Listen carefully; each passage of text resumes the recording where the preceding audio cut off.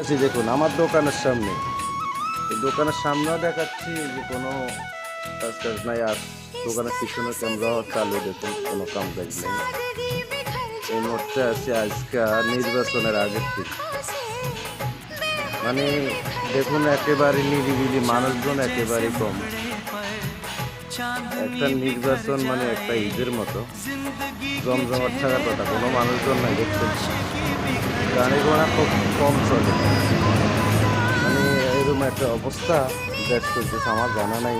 মানে দেশে কি অভাব চলতেছে না কি চলতেছে না, কোনো সমস্যা চলতেছে কিন্তু একেবারে মানে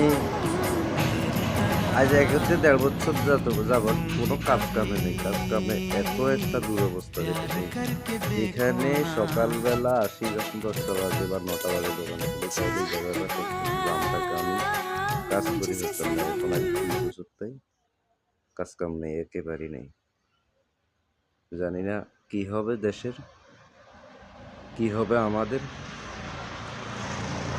বিশ্লেষণ করার জন্য বাংলাদেশে অনেক বৈজ্ঞানিক বা অনেক লোক আছে, অনেক মিডিয়া আছে।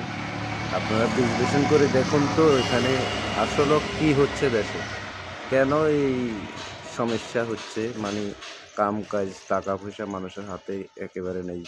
চা দোকানে গেলে দোকানদারের বিক্রি নেই, রিক্সার ড্রাইভারের কাছে গেলে তার ইনকাম নেই, রাজের কামে যাইয়াও কাজ নাই, একই অবস্থা। তো আপনাদের কাছে অনুরোধ থাকবে, সবাই দোয়া করবেন, পাশে থাকবেন। ধন্যবাদ। আমরা যেহেতু ফেসবুক প্ল্যাটফর্মে আসছি, সবাই একসাথে মিলেমিশে কাজ করাটা জরুরি। ধন্যবাদ, সবাই ভালো থাকবেন। আল্লাহ হাফেজ।